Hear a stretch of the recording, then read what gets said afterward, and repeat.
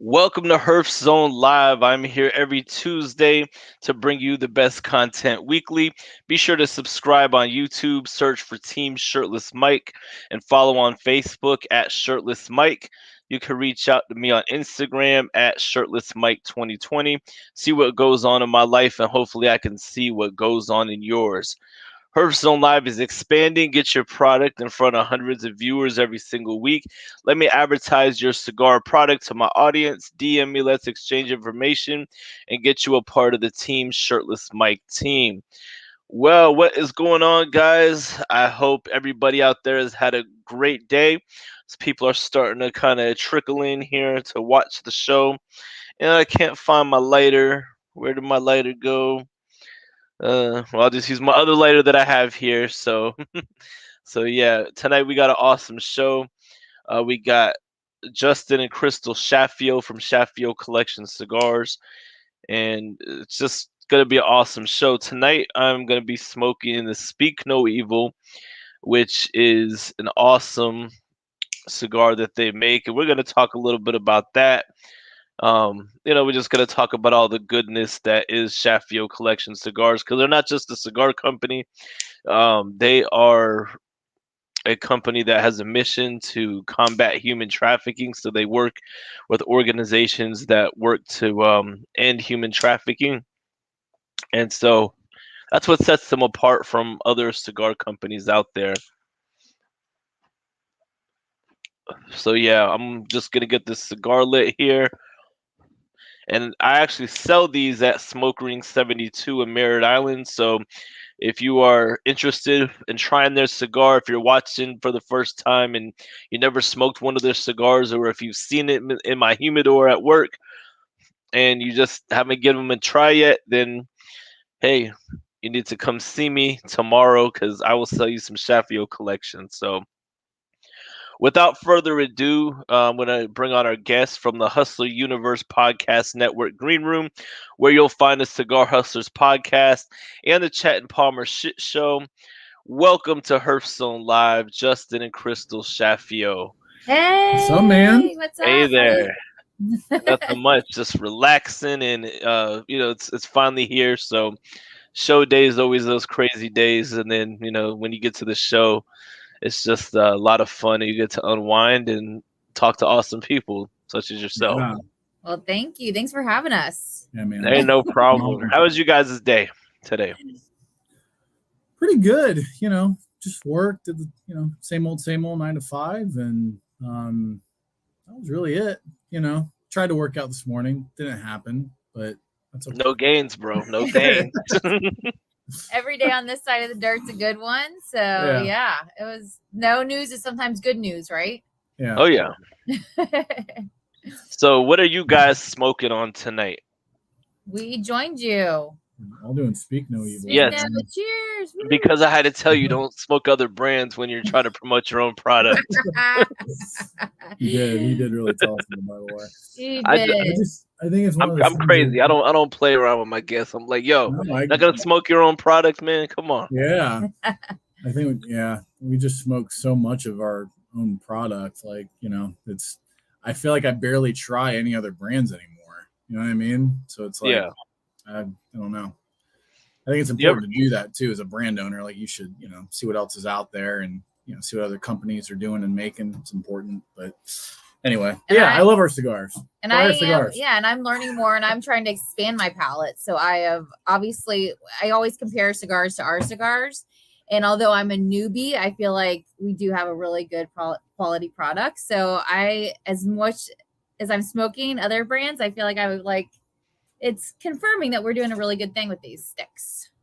Oh yeah, most definitely. And I don't know if you ever kind of feel like how I do at times, because as you guys have been to the shop I work at. For everybody else, I'm speaking in terms of people who are out there watching who may not have went, but sometimes I feel like I just smoke the same thing all the time, and that's probably how you feel. But you try to branch out and stuff. So I don't think I smoke enough Chaffiot collection. I've smoked a great deal and the time that you guys have had, your brand and everything. But I feel like as of lately, I haven't smoked enough. So it's definitely a nice way to branch out and all that good stuff. So Good. So yeah, I Glad to have mean, you back on the train.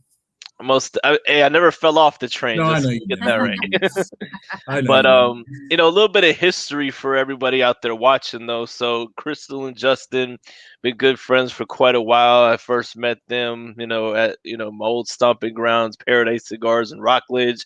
You know, we're all from the general area in Brevard County, Rockledge, and Vegas. and and so I've been around, since way before Shaffiot collection even existed. I remember it being an idea, and here you guys are now. Just you guys are fledgling. Not just existing, but you're getting your name out there in the cigar world. Like people come into the shop, they're like specifically asking for your brand and everything. So just give everybody, those who may not be aware of your story, the backstory of, what made you decide to get into cigars in the first place. And actually, even before then, this coffee's getting to me, but, just before that, though, explain how you guys both, kind of got into cigars and then get into that backstory for us. Yeah, for sure, man. Well, for me, speaking for myself, I got into cigars smoking with my grandfather, on and off since I was 18. He would always traditionally smoke Monte Cristo. Well, no, I'm sorry, Macanudos. That was his cigar. He would always smoke Macanudos. So, so I started with him. We would smoke on holidays, Thanksgiving and Christmas, and then like fast forwarding. That was like back in 2000, 2008, 2009. And, fast forwarding like 2014 is when I got introduced to Paradise Cigars, which I met you around that time, I think in like 14 or 15. Yeah. Maybe it was 15. Yeah. And at the time I knew nothing about boutique blends at all. Like all I knew was, the big heritage brands. I came in the shop and asked for Gurkhas, and the owner, Brooke, looked at me like I was such a fool, and I was. So he's like, "No, we don't carry that here." So anyway, it was his shop. He's the one who introduced me to all the amazing boutique, companies that are out there, and he rocked my world. I was blown away, trying cigars like Espinosa and Christoph and Ortega, and all really good boutiques. And then I was smoking so much after work. Like I was bringing them all the time, smoking cigars. I think I concerned you for a little bit there. He had to come to the shop for sure. Yeah, I invited you to the shop because I liked the whole culture. Like Paradise was such a cool little family. Like that was a really cool shop. He was like the mystery lady. I was like, who is this Paradise lady? And so he had to come bring me up there to show me. But I personally had only smoked like a few like Monte Cristo whites in the past. And I will admit I was a nasty cigarette smoker. So I had, I know.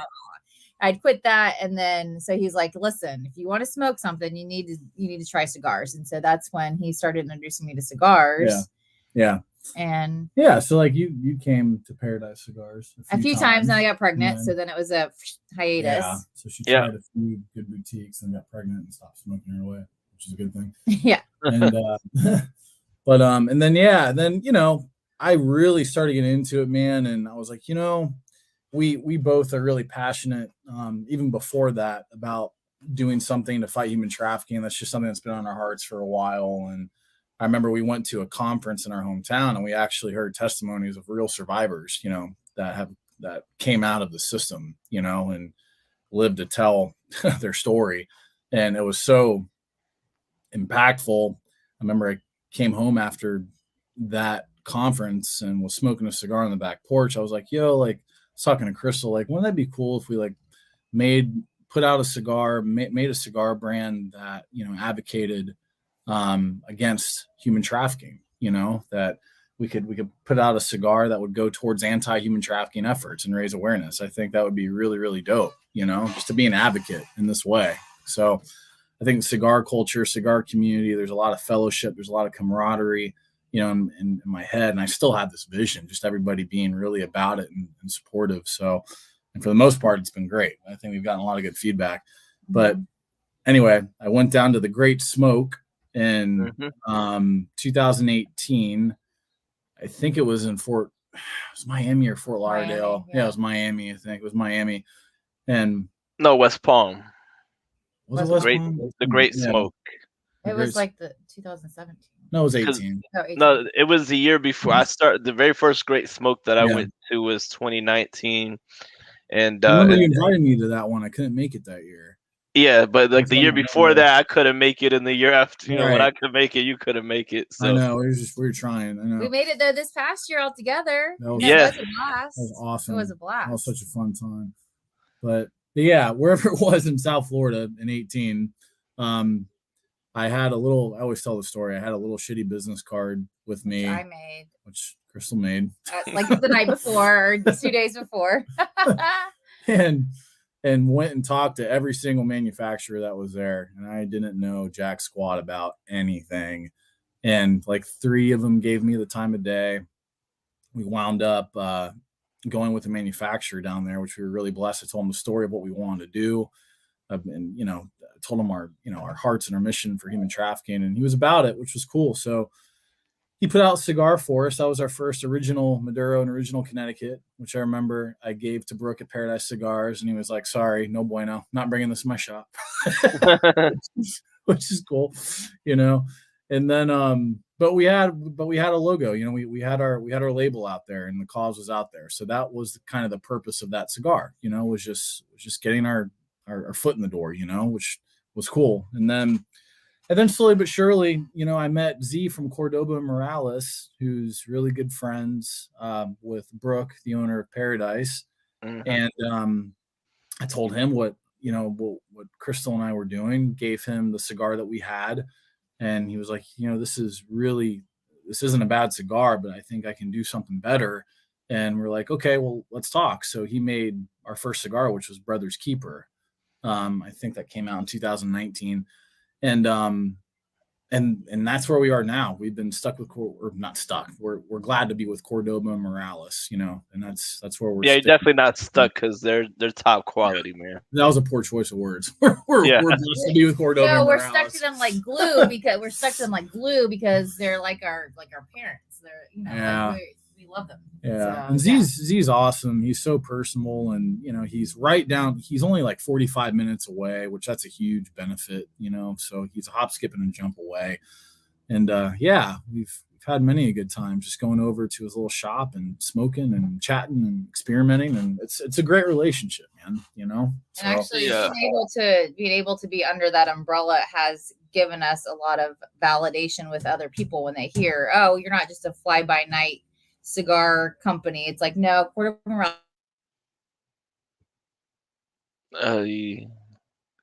has been around, family the roots, but so it gives us a little bit more, clout when it comes to people going, "Oh, okay, well, I trust that this is going to be a good cigar," and we're like, "Yeah, don't believe us, just smoke it." So, yeah.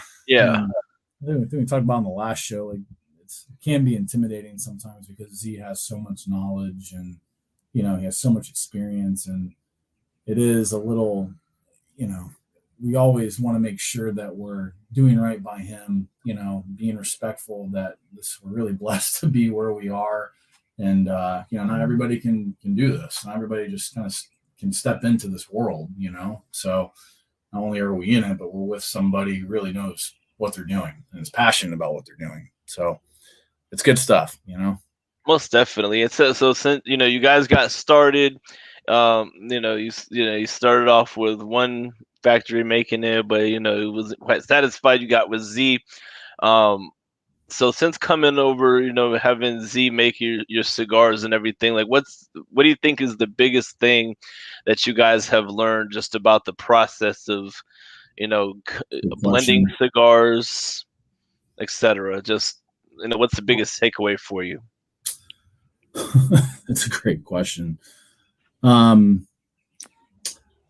probably, the first company we went with, we basically just grabbed cigars off a shelf, right? And it's like no harm, no foul, And I actually thought it was a good cigar. We really wanted to go in there, and I think I think really the takeaway for me was, okay, like there really is an art form to this. There really is. This takes a lot of time, a lot of work. He's, there's just a ton that goes into this, and we're still learning, cigar knowledge and whatnot. But he has the farms he gets tobacco leaf from, are they're high quality primings, and he just has a good connection, man. He has some good pull. So I would say, I know it's kind of a general answer, but really just taking a step back and like looking how much time and effort he puts into it, from pulling tobacco from different regions, from, going through numerous samples, making sure that, the fermentation process was done right, making sure like there's a certain amount of age. I remember he's the first one who told me, he was like, you may want to make sure cigars age for at least 6 months before putting on the shelf, at least. That's the very minimum. Our cigars are aged for 3 years, but I don't know. So just learning little tidbits like that along the way, and experimenting with different wrappers. That's been really, really fun. But we don't really have like a hands-on approach with the blending. We want to in the future. And I told Crystal when we go to Nicaragua, we're both going to go together, and the time just hasn't really, we just haven't had the time to do it yet, but we're going to. Yeah. But I will say, I mean, he's sent different blends, and you've certainly said, can you add a little bit more of this or a little bit of that, or can we do this and that? And so I think that's, especially with the newest blend that we have coming out, which I don't know, I won't say anything about that, but it's going to be one of those knock your socks off blends, but it's been 7 months in the making. Yeah. So really, I mean, I would say this to get a little detailed, like with Ligero, I remember he told me that a lot of the times when you smoke cigars, like, you get that like Ligero kick right at the foot, kind of like first, third, and then it usually kind of dies down in second, third, and then occasionally maybe it'll pick back up in third, in the final third, but a lot of times you usually get that kick right in the first. And I think Z was telling me that, he brought to my attention that we really want to make a cigar where you feel that Ligero all throughout the duration of the cigar. We don't want it to die down, little things like that. And him strategically, adding a certain amount of Ligero in there that will make that happen, and it's little bits of information like that I think is just really cool, So I know that's a long answer to your question. No, but it gives us insight, because you're pretty new. Within like, less than 5 years, you went from, literally, I can remember before there was even a brand to now where you're at now, and the progress is so steady, So you definitely learn a lot along the way. So.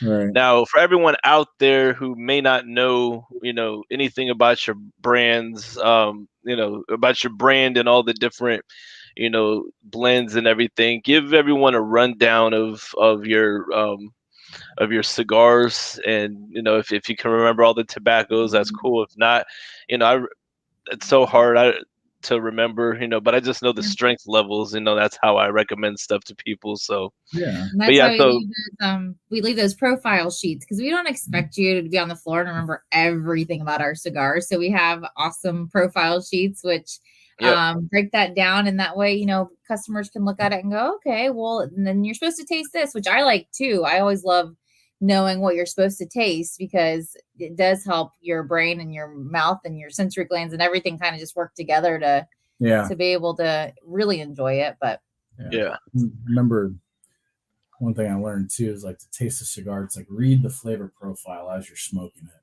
and like something about that when you connect, like the connection between your tongue and brain like manifests somehow. All right, so let's start with we'll start with the Speak Now. Yeah, so Speak Note, that's an Ecuadorian Sumatra wrapper, binders from Jalapa, fillers from Condega, Jalapa, and Esteli. What would you say this is, Mike? Would you say this is more of a medium as far as strength goes? So I think mostly everything in your portfolio, to me, is a medium. Yeah. Even like the first time I smoked, not your granddaddy's Connie, that was like full body. for me. But now that if I re-smoked it like right now, like it was just a shock to my palate at the time. But now it's still like more of a medium body. Like so, you got a lot of solid medium bodies in your portfolio, which is Now, how many cigars have you smoked today, Mike? I've smoked quite a few. I think this might be like my 5th today. I didn't smoke anything when I got home. I stopped like, about 45 minutes before I left work and, ate something and reset the palate and everything. So maybe for those people that have only smoked like one, maybe do one a day, it could be medium to full. For you, not so much. Yeah. Possibility. But yeah, no, I agree. I would say everything is pretty much a solid medium right now in the portfolio. Although the See No Evil Toros, which you guys don't have at the shop, you guys only have the Robustos there at Smoke Rings. But yeah, I think the Toros definitely cross that line to full for sure. But yeah, that's why this next blend we're working on, it's definitely going to be full in strength. But remember Z telling me though too, he's like, so many people get hung up on strength and not so much on flavor. Yeah. Like I don't know what it is. I think a lot of people just think it's cool to like a real strong cigar and they can tolerate it and handle it and, looks tough or whatever. But I think Z's taught me one thing is like, bro, like strength is good. It's a good accent, but man, go for flavor, like that's really the main concern, right? That's the main point. But anyway, that's Speak No Evil. So, you want to go into like flavor notes and all that stuff, or just basic rundown of what what your portfolio is for those out there who who never smoked your cigar and all that, so they can. Yeah. So then we have See No Evil, which is our Mexican San Andreas wrapper, binder from Jalapa, filler from Condega, Jalapa, and Esteli. Again, I think that the Toro crosses into a full bodied for strength for that one. And then we have Hear No Evil, which is our African Cameroon. And he's the first one who told me that too. He was like, man, African Cameroon wrappers are really difficult to work with. They're flimsy. They're kind of delicate. They don't stand well to extra fermentation. So you don't see like a lot of Maduro or any really Cameroon Maduros out there, it's difficult to roll with, and at the time, I think I wanted something different, but he's like, bro, I'm getting some dope Cameroon wrapper right now. Like 3-year, age 3 years. This is what you want to do. And I'm really glad we did because I love that cigar. But anyway, Cameroon wrapper, grown in Cameroon, not in Ecuador, grown in Cameroon. Binder from Jalapa and filler Jalapa, Condega, and Esteli again. And that's kind of like our formula right now. The wrapper, full wrapper from a different country, and usually the binder and filler are all from Nicaragua. So that's what we're doing. So we have the Hear No, See No, Speak No, and that originated out of Justin being inspired by the monkeys, but then because he's more philosophical and has we've had that conversation deep thoughts before. Then you went with it and created that line, and then you actually helped pick out the name, I hear, from Not Your Granddaddy's Connie. So yes. Thank you so much. That came about because it's Connecticut, and Justin used to smoke with his grandpa and smoke those Macanudos, but this one's got some spice on it, and I still get good pepper in the retro hail. It's like I smoked that before I had breakfast. I was like, oh, this is nice Connecticut, I'll have some coffee. And I made a TikTok video. I was like, this is not your granddaddy's Connecticut. Yeah. And it's actually, that was the first time I heard that term too. I thought it was great.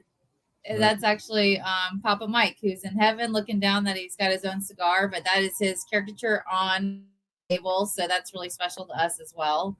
So it was really cool. But yeah, so that's what we have right now. Oh, we have Brother's Keeper, which I'm actually currently out of right now. I need to get some more, and that's another cigar I want to make. We have a few at Smoke Ring 72 though. Yeah. Shameless plug. That's one I almost kind of want to reblend that one with Z. I want to add more Lajero in that, because I feel like the name Brother's Keeper just deserves to be, it deserves to have a better strength, profile. But yeah, so that's a Habano Oscuro wrapper, binder Jalapa, filler Jalapa, Condega, Esteli. So that's what we got, man. Nice. So you guys kind of came out, you guys came out pretty strong. You got your mission of what you guys do and everything, and you've kind of started to develop that local following. Like almost weekly. There's people coming in asking like, oh, you got Chaffiot collection. Like, it's people I've never seen in my life. And how did you guys develop your local following so quickly? It's not like it was super quick, but you guys have cultivated a following of people that you don't typically see, like in my shop or any other cigar shops. Really, they don't frequent the cigar lounges, but Right. you got your local event that you do, and sip and smoke and all that. So how did that all come about, and how are you able to cultivate that following so quickly? So we started this, we are pregnant with a baby, and we have two babies now. So we're doing everything really, really good tower. We're doing everything really grassroots, and we have a great relationship with one of the local restaurant owners at 28 North Gastropub. And so we had started, and I was telling him a little bit about what we were doing, and he's like, hey, why don't we do a sip and smoke each month? So the first Thursday of every month, if you're in Brevard County, come out and join us. And there's usually about 50 to 60 unique patrons that come out, and they open up the patio to eat, drink, smoke, and be merry. And so each week it seems like we get new folks that are just trickling in, and it can be all at different age ranges. Yeah. We've got guys that are, in their early 20s that are just starting to smoke. And we've got guys that have been smoking for 30 years, and there are regulars, and they're awesome. And so just even last week, one of the guys lives in Merritt Island, and he's never been to Smoke Rings. And I'm like, what? Get over there right away. Like, run. It's awesome. I said, we're actually on the window. So if you can't find them, look for Chaffiot Collection on the window. And so, we try to send people to folks that sell our cigars, obviously, and try to introduce them to cool lounges and hangouts. But word of mouth is really huge. And I mean, we're in some stores across the US, and we do a lot online. So we really have customers, throughout the US, but it really is just word of mouth, being on shows like yours, and sure. Just connecting with people wherever we go. We are, always talking about the brand and the mission. And so it's kind of been organic, but we're taking it literally baby steps, because we've got babies and we've got all the things, but we're in it to win it. We're in it to end human trafficking. So we're going to keep going. Yeah. And every purchase does make a difference. So I think that's another huge factor too, is to have a really good cigar, but know that at the end of your smoke, or while you're smoking, you're actually helping to do something to end human trafficking. Is pretty easy to get behind when it's a good cigar. You're not smoking crap and going, I should have just gave that $10 to fight it instead of smoking a cigar. It's like, oh, I get a cigar and get to do that? Cool. Yeah. So absolutely. Now, Crystal, you've kind of come into your own, since, all this started. You at first you were like, kind of like, oh, what is this? And then you kind of got into smoking cigars for yourself. And tomorrow at Smoke Ring 72, you're going to be hosting a Lashes and Ashes. Lashes and Ashes. I know. So for anybody watching, if they're a local lady, or if if you're watching and there's a lady in your life who's who's interested in cigars, the event's tomorrow from what 6 to 7. 6 to 7. Okay. 6 to 7. So you get a glass of wine, a cutter, and a cigar for $15, which that's unheard of. So you might as well just come down, even if you don't smoke, and bring home the cigar for your husband. Yeah, but awesome. We like to say, we're going to teach you a little bit. It's 101. So it's going to be the anatomy. It's going to be just a little bit about how to actually cut a cigar, light it. And then, hopefully when they come in, they're not going to be intimidated. I know they can come and ask for you, and you'll steer them in a good direction. But so that way they can have something to talk to their husbands about. They can learn for themselves if they want to start smoking, and have a little bit of knowledge and not be super intimidated. And then, it's Father's Day is right around the corner. So that way they can be in there and, buy gifts. And hopefully, this is one of the ways we bond, is we actually get to sit down for like anywhere from 45 minutes to an hour and a half and hang out. And so we hope to cultivate that between more couples, because once women try and find a cigar they like, then you can move on and try to start other things. But it's really just finding something you like and getting used to smoking. And, retrohaling is really important. And so, just even to tell them like little things to help them feel more comfortable. So that way they're not just super green, or their husbands are going, well, you need to do this. And, we don't always want to hear these things from our husbands. It's like, just, you want to just kind of have your own experience. So that's what we're hoping to do tomorrow, is have that own experience for them. Right. Oh yeah, see, ladies, we all know ladies like to sit around and talk. Well, this is a perfect constructive way for them to sit around and talk, help each other out. So that is tomorrow, Wednesday, from 6 to 7. I believe it's going to be an awesome time. I actually get off of work at 5, so Cool. I'll probably be gone by then, unless I decide to hang out after work or whatever. But but I believe it's going to be something good, because like in that side of Brevard County, there's not as many women who smoke cigars, so we're kind of starting from like ground zero in a way. Yeah, and because we're not about there's obviously women who go to other shops, and we're not trying to pull from that. We all show love to each other and everything, but we're trying to bloom where we're planted, right there in the Merritt Island area. So absolutely. And you're just a hop, skip, and a jump away in Rockledge. So just right over the bridge. And there's definitely a large group of women that are, I'm part of a Fierce from Mars group, and there's women that smoke. So there's more that want to smoke. So if you're thinking about it, just come out, hang out, you don't have to be intimidated. Just come out and have a good time. Be fun. Yeah, me or Justin will not be there. Crystal, she's much better looking than us. We're dividing and conquering. So he's got an event tomorrow, and I've got an event, and we're just promoting smoking cigars and community. Yeah. So that's it. Yeah, we're doing a bourbon and cigar tasting at Century Country Club tomorrow. So that's where I'll be hosting that. She'll be hosting for you guys. So yeah, nice, awesome. Now let's talk more about the mission, of Chaffiot Collection Cigars. We got into the cigars themselves. Let's talk about some of the organizations and some of the things that you do that whenever you buy a Chaffiot Collection cigar, what that money goes to support. So like the majority of our donations have gone to Life Recaptured. They're in the process now of building a rehabilitation facility for. Oh, you're breaking up, Justin. That house is for women, so that's literally opening as we speak. And then their next phase is to home 15 women. So the thing about trafficking is that really only 1% to 2% of what we call overcomers actually come out of human trafficking. Once they're out of human trafficking, then a lot of times they have nowhere to go. They've been basically captives for however long, but it's a process. They don't just come out and go, okay, you're free, go.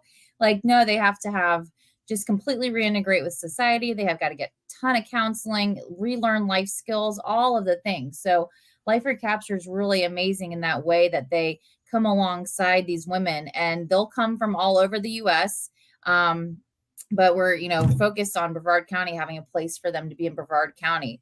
And so we've helped donate how much over? With this next donation, it's going to be right around $7,000. So over 7,000. Yeah.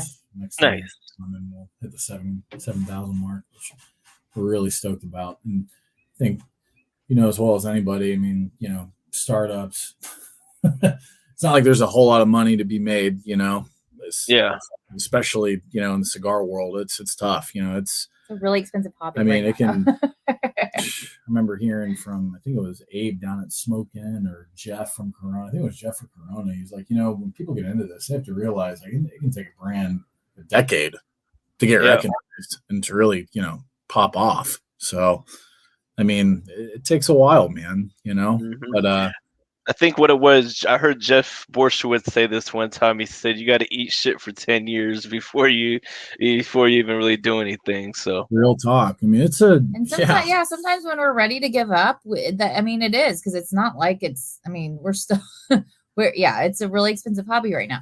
But we don't give up because of the amazing things we see that's going on with Life Recaptured. And we don't give up because every time we get to have a conversation with somebody as they're smoking a cigar, and we see this light bulb go off, of how and why human trafficking is what it is, and how they can help end it, then it's like, yes, this is why we're doing it. This is why we're pressing on, you know, and it's more about that than it is, you know, Justin getting to leave his 9-to-5 job and do this full time. But, yeah, it's, you know, I mean, with all the time it takes, it's like, and there's nothing wrong with starting a cigar company just for the sake of starting a cigar company. Obviously people do that all the time. Too much. And I've been talking too much. No, you're good. And I'm glad people do that, obviously, because we wouldn't have that many good cigars to smoke if people weren't doing that.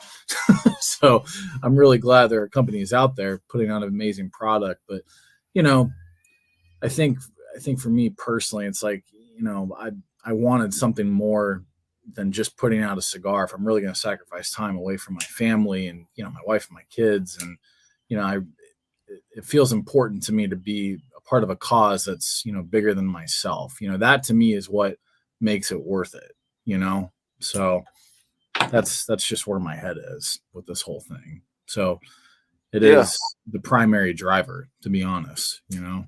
Yeah, there's lots of great organizations. We just picked one that's in our own hometown because this is where, you know, we're at, but we've also been able to donate. We hiked a couple of years ago. We hiked 25 miles in one day in Washington. Yeah. I remember hearing about that. Awareness, and as cigar smokers, we were no, we did okay, but we did it, and we were able to raise funds that way too. But you know, Enchantment Mountains, enchantments in Washington. But that was through Rescue Freedom, and they do work all over the world. So we definitely support causes local and international as well. But yeah, we've donated to Hope for Justice. They have offices in the UK and I think in Norway, I believe, right? And here local, and they're also here in Florida, and they do a lot of boots on the ground work. You know, they have serious investigative specialists that facilitate rescues with local law enforcement. They do a lot of serious stuff. But yeah, we're kind of more focused on the rehabilitation side because, again, a lot of people who come out of human trafficking don't really have anywhere to go, which is a big problem.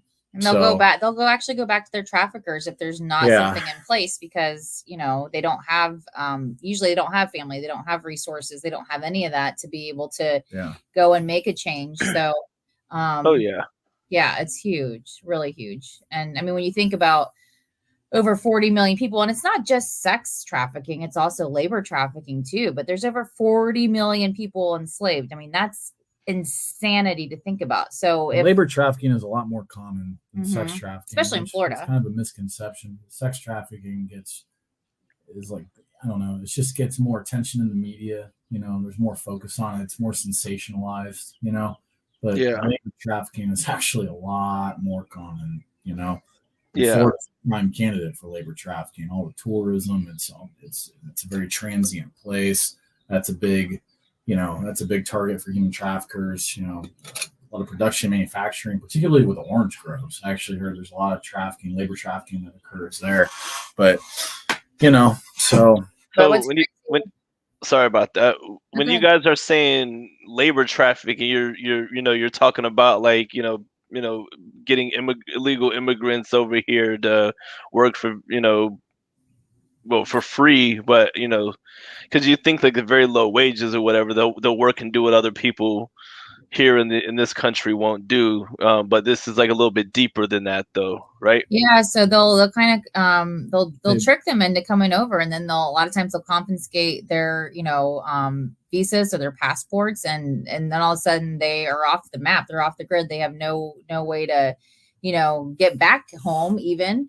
But then they'll also make them kind of like indentured servants, where they keep tacking on fees and tacking on things for the right to be over here until they just literally are completely in debt to these traffickers. That's really what it is. It's like it's a fee structure that doesn't even really exist. You know, they bring people over here and like, okay, well, that's a fee. I got you over here. Oh, you want to get placed in a home? That's another fee. We got to bring your family over here. That's another fee. You want a job? Oh, I got you the job. That's another fee. And they just keep building these fees that don't exist. It's a debt that it's fake. Like, it's a fake debt that's not even owed, and they just lie and deceive these people that they owe this much money when they really don't. So they just trap them forever. In order to enslave them, that's what true slavery is. You know, it's not, you know, not getting paid and whatever. It's It's working just 20-hour days and psychological, and it gets into these people's heads, and it's true like abuse. Like, yeah. Oh, for sure. They work them, over 20 hours a day, and they're in homes of, 10, 15 people sleeping on,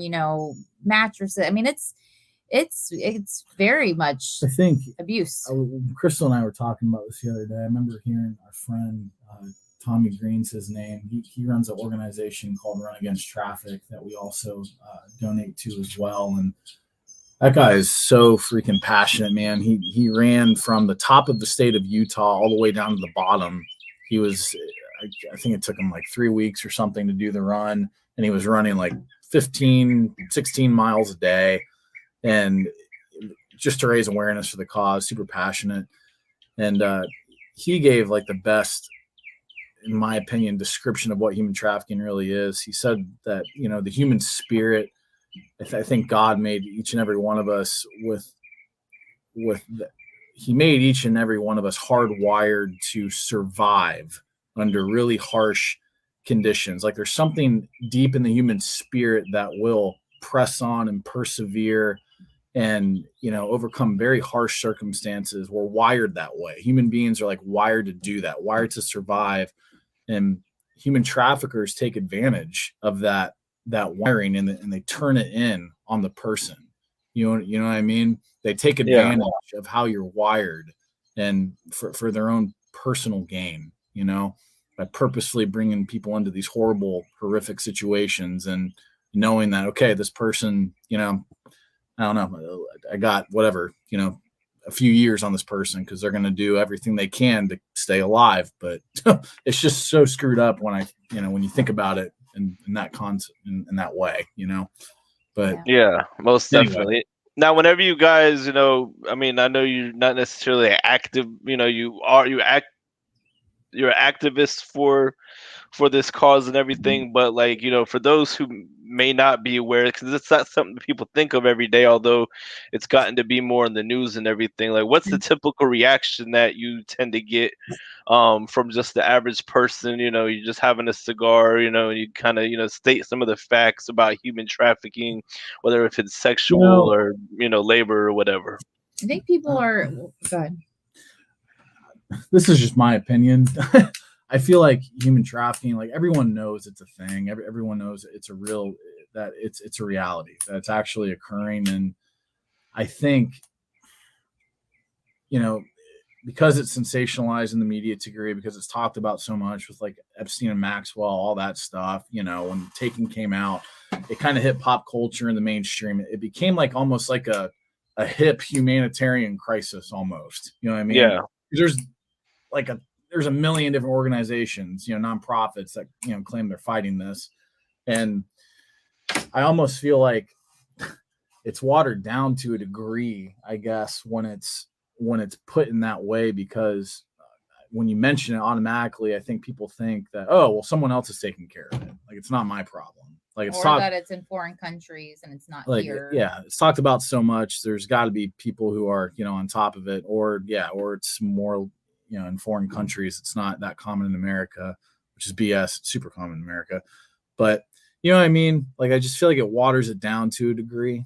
I don't know if that makes sense. I think that the human brain has to kind of almost compartmentalize it, because when you really think about what human trafficking is, I mean, what's really shocking, I think, to most people is that for children, especially, 60 to 70% of children that are trafficked are actually trafficked by their families or their peers. So, there are kids, especially Brevard County is one of the highest counties in Florida. Florida's third in the nation. So Brevard County, little Brevard County, has a huge number of people that are trafficked, and it's families that are selling their kids. So these kids are going to school, they're going to church, they make good grades, and they look like normal kids, but they're sold every night, like 20 to 30 times a night. And by sold, your brain can go there, but that's the reality. And so they don't even have, Life Recapture is working with the task force and the sheriff's department to even teach them how to identify and to, find these, these perpetrators and these kids and everything. So that is mind blowing, going, you know, what? Like, you got to think there's that many buyers, there's that many sellers, and there's that many people that are being trafficked just right here in Brevard County. And then you take that and you multiply it, you know, throughout the US, and you know, prostitution, everybody looks at prostitution as well. You know, these girls just probably hooked on drugs and now they got to go sell themselves. Well, no, about 90% of them are actually trafficked, and they're not free to leave and come and go. They're not free to keep the money they make, you know? So when you really start breaking down like that, you go, oh, wow, this is like insane. And these are people's daughters and nieces and nephews. And, you know, there's so many people out there that are just in plain sight that you would never even think or know. And that's where it's like, okay, this is unacceptable. Like, we cannot let this, you know, continue. So yeah, you got to keep the fire burning, man, you know, about it. And so there's prevention, and there's education, and there's awareness. You know, and a lot of the prevention side, people say, you know, well, you know, what can I do to help? Like, I'm not going to go and knock down a door and rescue someone. You know, you can definitely don't watch porn. Don't watch porn. And everybody goes, huh? Like, what do you mean? You know, I'm not hurting anybody. I'm in my own home. I think I mentioned pornography so many times, like on Instagram and stuff. And I feel like people, you know, it's awkward. I think people think it's awkward, but that's where I get really irritated about, because people just still can't correlate the connection to pornography, mainstream pornography. And so that's kind of the flag I'm flying in this whole, you know, with our mission. You know, I'm very outspoken about that. So, and it's interesting because, you know, our culture is so sexualized, and pornography is completely normal and acceptable and embraced and even encouraged to a degree. So when you tell people really what they're supporting, what they're involving themselves with, you know, you can get a lot of but you know, you can get a lot of negative criticism, but whatever, it is what it is, you know? Well, I think there was a point in time where you're like, people are not going to want to smoke our cigars if we talk about this. And it's like, well, I guess, you know, there's a bunch of other cigar brands, but this is truth. And we're going to base our mission on truth and our beliefs on truth. And whether that's uncomfortable or not, it is what it is, you know? I mean, so a lot of people probably do a lot of things while they smoke cigars, but if you're smoking a cigar, just know that don't watch porn while you're smoking a cigar. Don't flick. Do something else. Well, definitely.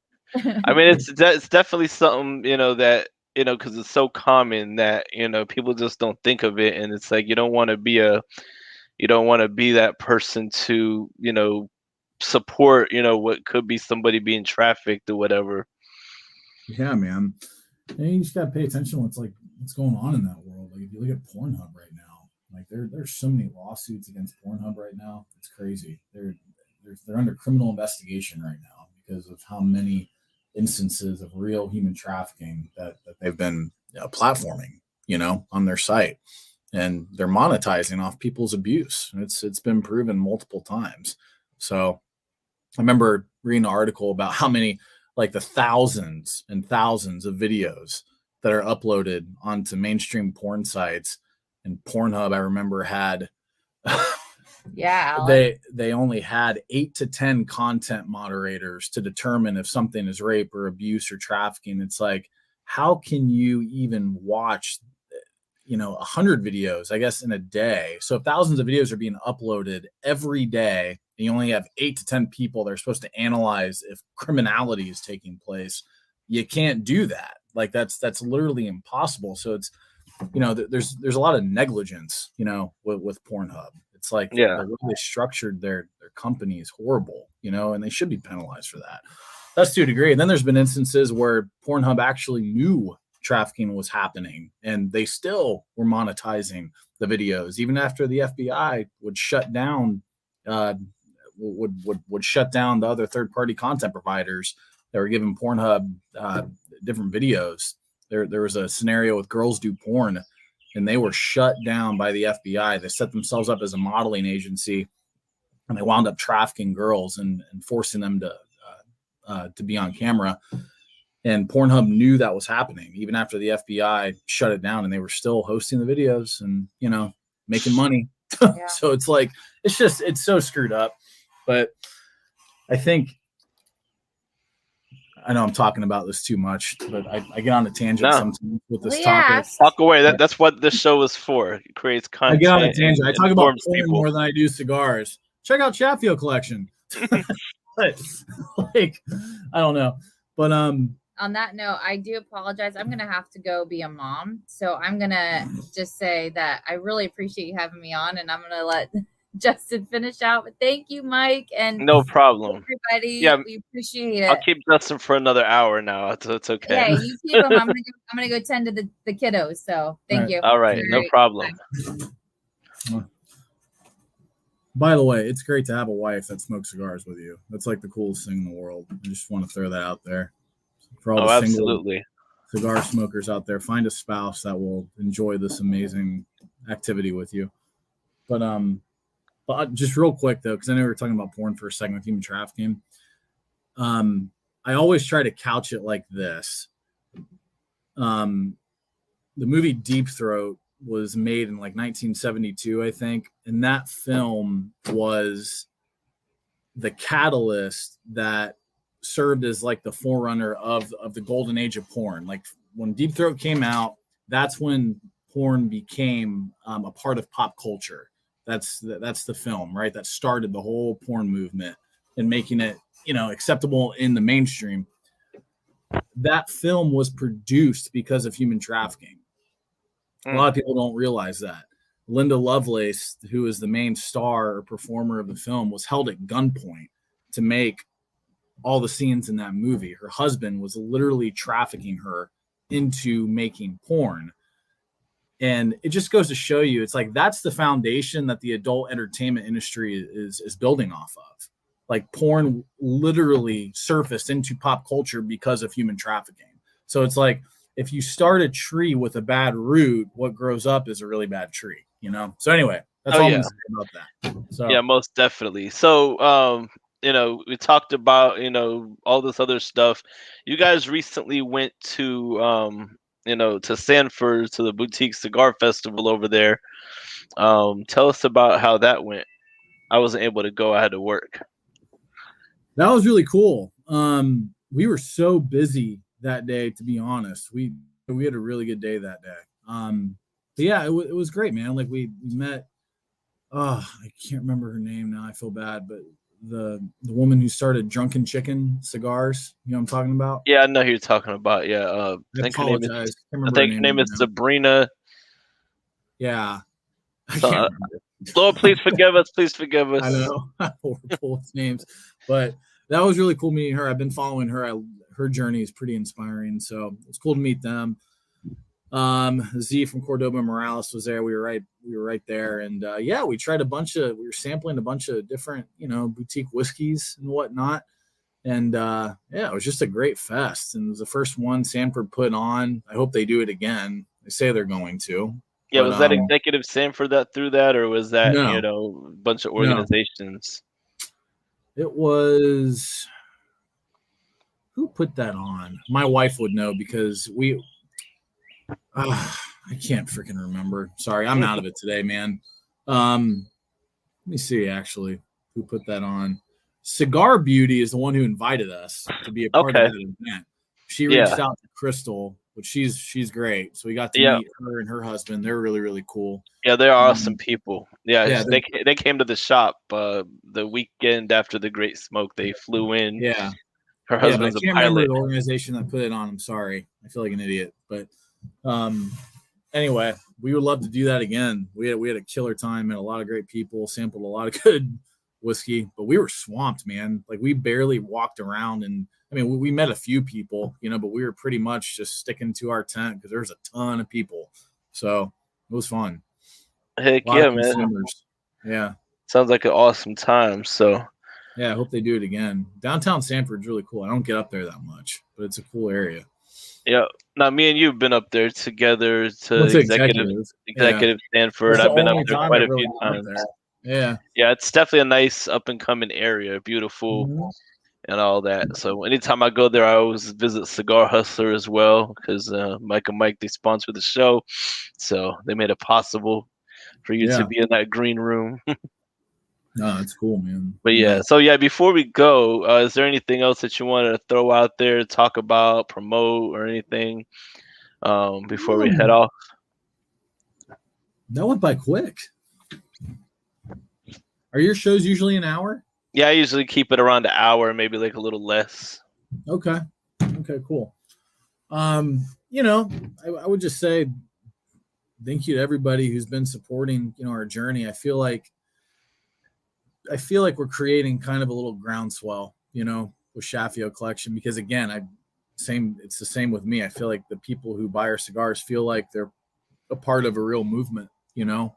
So that's super encouraging. I thank everyone out there who's bought our product. I think Alec Myers is on there right now. Is Alec Myers on there? Yeah, he left a comment. Yeah, he left a comment on Facebook. What do you say? My favorite cigar deal. I'll smoke those cigars all day. Those traffickers can go to hell. You don't have to excuse your language, Alec, because you know, it's Herf's on live. You can say whatever. Yeah. No, that's cool. But yeah, I mean, without people like you, man, like our friends and our family have been so loyal and been supporting us and encouraging us. You know, there's times I've wanted to pull my hair out and, you know, walk away at some points, but I always talk myself out of it. And usually how I talk myself out of it is talking to people like you, you know, and my friends and my wife and everyone else. So I just appreciate all the encouragement. And we are going to be putting out another cigar that's going to be our first limited edition cigar this year. I'm not going to tell you what it is, but I got to see some details, y'all, but I'm not going to say anything because I don't remember half the shit, but it was during an event. So, but I got to see some details. No, and it's going to be strong. Like, this is not going to be a medium. This is not going to have a medium strength profile at all. So yeah, it's going to be delicious. We've been working on it since September, October last year. So we're still working on it. We're producing another sample here in the next month or so. So yeah, really excited about that. So be on the lookout for that for sure. Most definitely. Yeah. Well, brother, I appreciate you and Crystal for coming on the show tonight. And everybody out there, make sure you check out Chaffiot Collection. Was it ChaffiotCollection.com? Or Chaffiot Collection Cigar? Yeah, all right, cool. I also have that in the show description, you know, on YouTube and everything on Facebook. So everybody out there can just click the link and all that good stuff. But make sure you check them out. And if you're new to this channel, make sure you hit the subscribe button if you're watching from YouTube. If not, hop over to YouTube, hit that subscribe button so you know when we're live every week. And Justin, I will let you know when we're not live so we can talk that real shit.